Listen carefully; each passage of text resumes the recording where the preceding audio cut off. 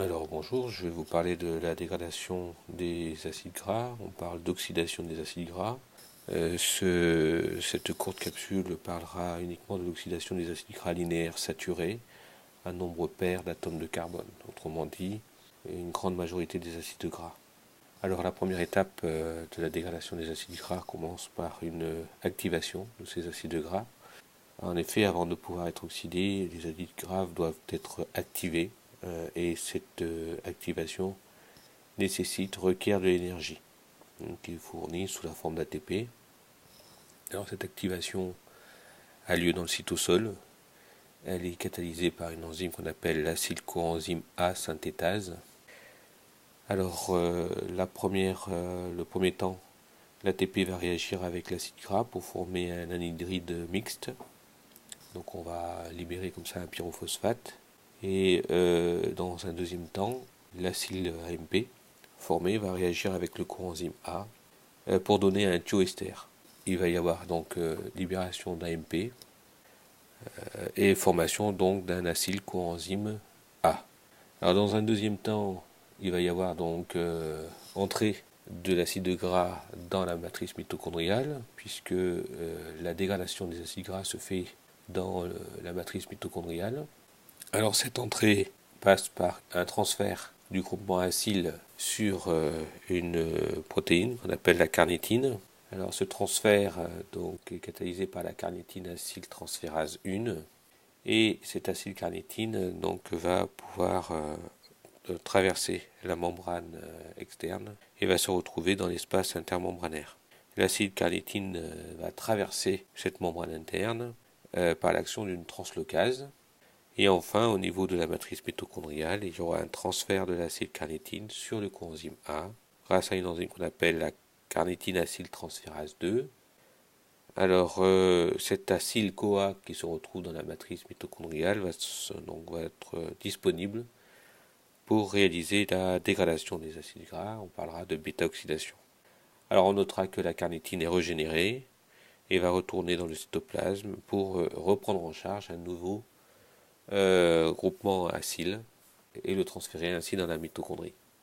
Alors la bêta-oxydation est un processus qui se déroule en 4 étapes qui sont répétitives, donc 4 enzymes. La première étape est une étape d'oxydation. Il va y avoir donc réaction de déshydrogénation sous l'action d'une enzyme qu'on appelle l'acyle-CoA déshydrogénase et qui est une enzyme AFAD. Donc on voit ici que on va produire un premier coenzyme réduit, le FADH2. On va réaliser une oxydation du carbone alpha et bêta, donc on va perdre donc les électrons et les protons, et on va former comme ça une double liaison. La deuxième réaction est une étape d'hydratation, donc elle est catalysée par l'énoyl-CoA hydratase. Et il va y avoir fixation d'un groupement OH sur le carbone bêta. Alors on va obtenir ainsi donc du bêta-hydroxyacyle-CoA. On voit bien ici qu'on a un hydroxyle en bêta. Ensuite, la troisième étape consiste en une oxydation, de nouveau. Donc on va avoir une déshydrogénation par une enzyme qu'on appelle la L-bêta-hydroxyacyle-CoA déshydrogénase, qui est une enzyme ANAD. Et il va y avoir la formation ici, vous voyez, en bêta, d'un dérivé cétone. Donc on parle de bêta-cétoacyle-CoA. Donc on va produire du deuxième coenzyme réduit, le NADH plus H+. Et enfin, la dernière étape consiste en un clivage, donc qui est catalysé par une bêta-cétothiolase. Donc cette bêta-cétothiolase va agir en présence de coenzyme A, et on va libérer ainsi donc un acétyl-CoA et un acyl-CoA qui sera tronqué de 2 carbones. À partir de ce moment-là, on recommence le cycle.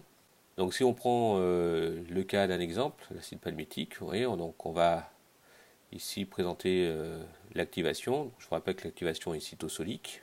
Alors l'acyle-CoA qui présente 16 carbones va rentrer dans un premier cycle, donc avec la première étape d'oxydation, la deuxième étape d'hydratation, la troisième étape d'oxydation et la dernière étape de clivage. Et on notera donc qu'à chaque fois qu'on aura un cycle, on va libérer donc un FADH2, un NADH plus H+, et un acétyl-CoA. Et enfin, un acyle-CoA qui sera tronqué de 2 carbones.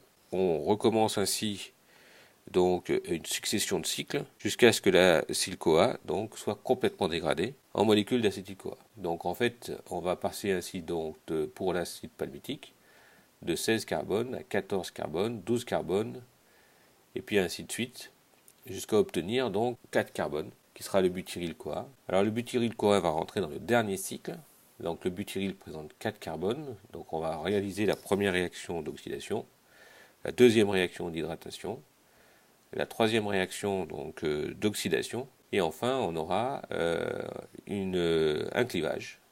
Mais cette fois-ci, on va libérer non pas un acétyl-CoA et un acyle-CoA, mais deux acétyl-CoA.